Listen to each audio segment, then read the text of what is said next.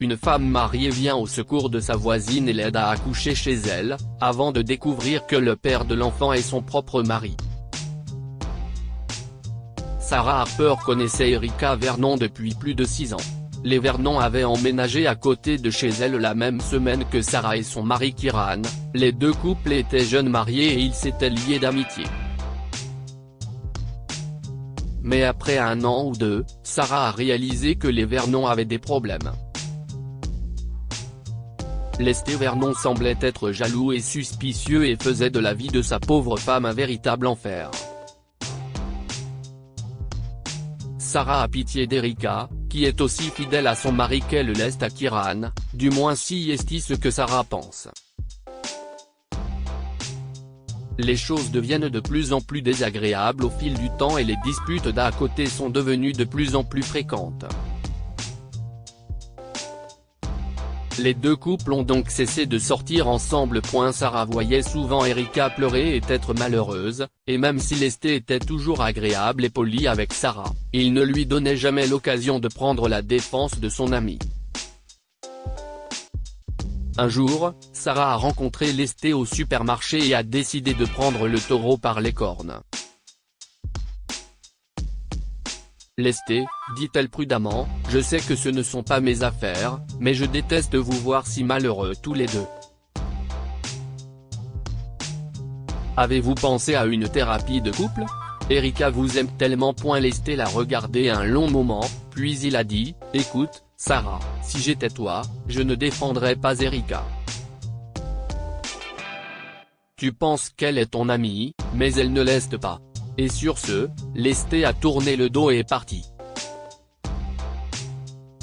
3 semaines plus tard, Lesté a quitté Erika, et Sarah a été horrifiée de découvrir que son amie était enceinte de 3 mois. Mais Erika, tu lui as dit? Demande Sarah. Erika ne peut s'arrêter de pleurer. Je l'ai fait, Sarah, mais il a dit que ce n'était pas le sien, que je l'avais trompé. Je ne peux pas avoir ce bébé toute seule, je ne peux pas. Sarah a levé le menton de manière résolue.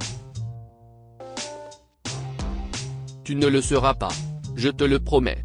Kieran et moi serons avec toi à chaque étape, a dit Erika, en jetant ses bras autour de Sarah, sanglotant de gratitude. Ce soir-là, Sarah a raconté à Kieran ce qui se passait à côté. J'ai dit à la pauvre Erika que nous serions avec elle, pour l'aider à traverser sa grossesse.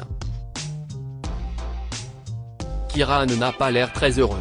Honnêtement Sarah, j'aimerais que tu ne sois pas si impulsive. C'est une énorme responsabilité, et je ne connais même pas si bien cette femme. Ça fait 6 ans qu'on vit à côté d'elle, Kieran, s'est exclamé Sarah. C'est ma meilleure amie et je pensais que tu l'aimais bien. Pas vraiment, dit Kieran. Elle est bien, je suppose, mais elle a toujours été plus ton amie que la mienne.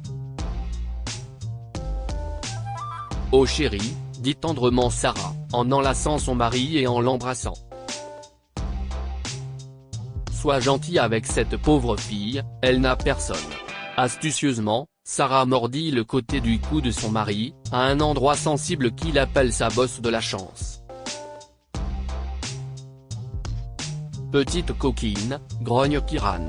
Tu sais toujours comment me convaincre. Sarah a gloussé et a donné un coup de langue à la bosse de la chance. Ta mère m'a dit que c'était la seule faiblesse des hommes Harper et que je ferais mieux d'en profiter pleinement. Ils ont terminé le reste de la soirée en faisant l'amour, et Kieran a accepté d'aider Erika autant qu'il le pouvait. C'est donc Sarah qui a accompagné Erika à tous ses rendez-vous chez le médecin et à ses scanners. Elle l'accompagnait également chez le nutritionniste et au cours Lamaze, et même au cours d'accouchement naturel qui promettait de préparer la maman et ses assistants à mettre le bébé au monde sans aide médicale. Je n'ai pas l'intention d'accoucher ailleurs qu'à l'hôpital, avec beaucoup d'analgésiques, a dit Erika. Mais c'est bien d'être préparé.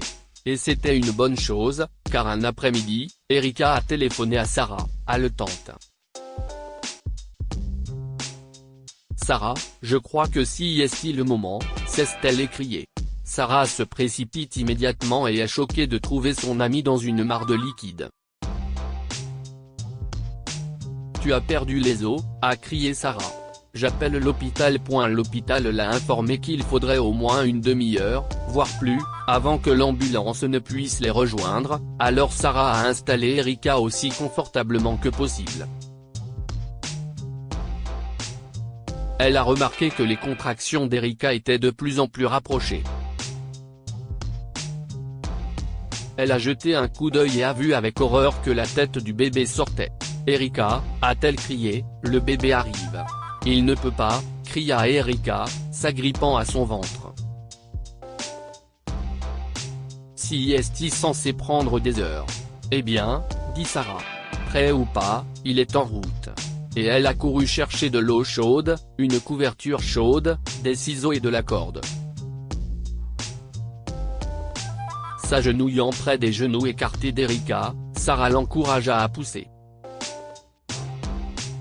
Sarah a regardé, le souffle coupé, le bébé émerger du corps d'Erika. Elle l'attrape tendrement et le pose sur la couverture moelleuse pendant qu'elle noue et coupe le cordon ombilical, comme elle l'avait appris au cours d'accouchement naturel. Puis Sarah prend le bébé dans ses bras. « Si est un garçon ?» a-t-elle crié à Erika épuisée. « Un beau et parfait petit garçon. » Sarah a commencé à essuyer doucement le bébé, et elle a découvert que le bébé n'était pas tout à fait parfait. Sur le côté de son cou se trouvait une petite bosse dure, une bosse familière. Une bosse de la chance. En regardant le petit bébé innocent dans ses mains, Sarah a soudainement tout compris. « Lesté » murmura-t-elle. Lesté avait raison, n'est-ce pas, Erika? Tu avais une liaison et c'était avec mon mari. Erika a halté et a essayé de se redresser. Oh non, Sarah, jamais point ne me mens pas, j'ai la preuve juste ici, a dit Sarah en levant le bébé dans ses mains. Ne lui fais pas de mal, hurle Erika. Oui, si est celui de Kiran. Nous avons été amants pendant 6 ans, je te dirai tout ce que tu veux, mais ne fais pas de mal à mon bébé. Je ne ferai jamais de mal à ton bébé, Erika, dit Sarah avec mépris. Je ne suis pas comme toi. Je ne détruis pas le bonheur des autres. Sarah a mis le bébé dans les bras d'Erika et l'a laissé attendre l'ambulance toute seule. Ce soir-là, lorsque Kiran est arrivé chez lui, il a trouvé la maison vide et silencieuse.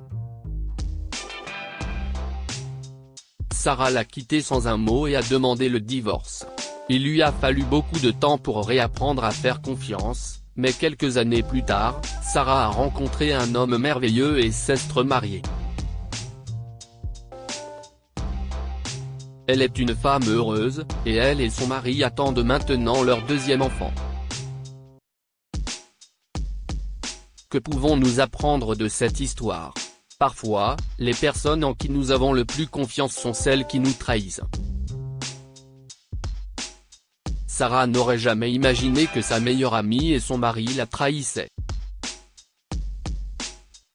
La vérité éclate toujours de la manière la plus inattendue. Kiran et Erika n'ont jamais imaginé que le bébé aurait un défaut héréditaire qui les trahirait. Partagez cette histoire avec vos amis. Elle pourrait égayer leur journée et les inspirer. Lire aussi, elle découvre que son fiancé la trompe la veille de son mariage. Cette histoire est inspirée par l'histoire d'un de nos lecteurs et écrite par un rédacteur professionnel.